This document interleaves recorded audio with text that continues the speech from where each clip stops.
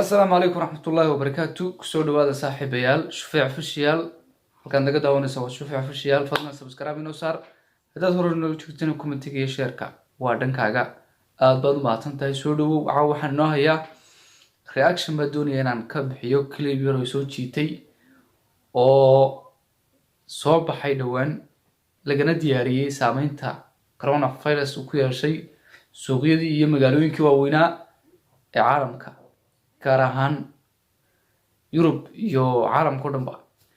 marka clipkaasaan doonaya inaan ka hadlo waa clip sharciyadii ama wadooyinkii magaalooyinka waaweyn ee caasimadaha ay marayaan xayawaan kala duwan, hadday ari noqoto daanyeer, hadday noqoto wax kasta ayaad ku arkaysaa. marka clipka yar baan doonaya inaad ila soo egtaan bal horta aynu daawano. kusoo dhawaada.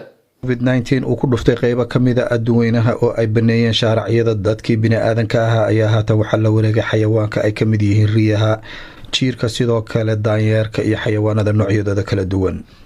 xayawaanadan ayaa waxaa lagu arkay shaariciyada waaweyn ee magaalooyinka waaweyn ee awal ay ku badnaan jireen bini'aadanku, taasoo haatan lagu arkay xayawaan gaaf wareegaya shaariciyada iyo qaybo ka mid a magaalooyinka waaweyn ee ku yaala caalamka.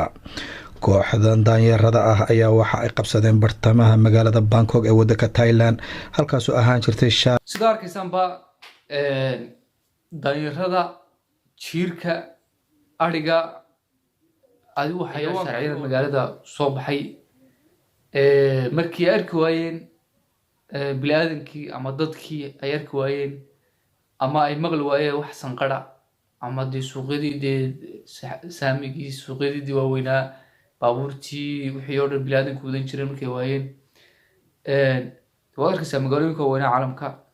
waa inuu sii wadna clipka. aada u saxmad badan iyaga oo haatan la yaaban halka ay bini'aadankii ay mareen. cudurka COVID-19 ayaa gobi ahaanba ka safeeyey. soo arkaysaan daanyeeradu waxay korayaan guryihii bay u daadanayaan dadweynuhu ku jiray.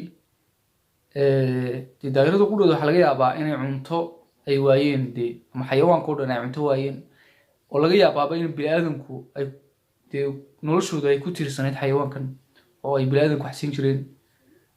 marka waa kuwa guryihii u daatay daanyeeradii.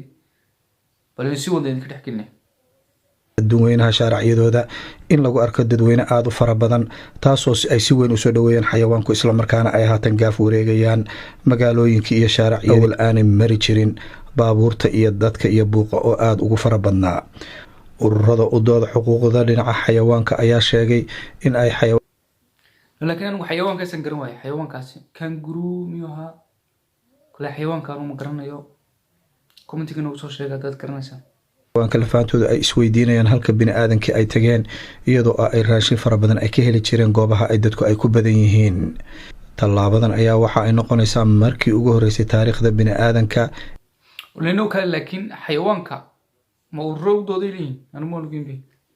waxaan malayaa xayawaanada Yurub inay yihiin, waayo Africa oo kale dee xayawaanadeeda ciduma doodo, cid wax tiraahdaa ma jirto. marka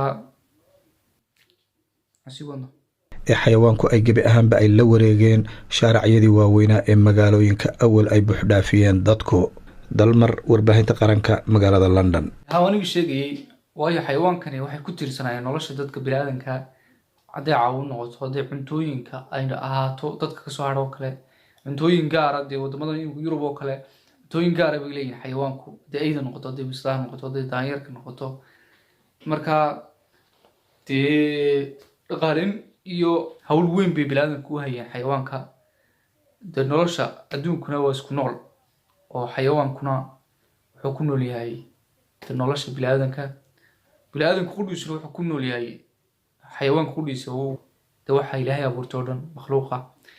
marka intaas kusoo gabagabina reactionkeennii. fadlan haddaad nagu soo biirtay oo aad nagu cusub tahay subscribe inoo saar, channelka siina share gare, asxaabtaada u soo gudbi. aad baad mahadsantihiin. waxaan kaga tegayaa ciao.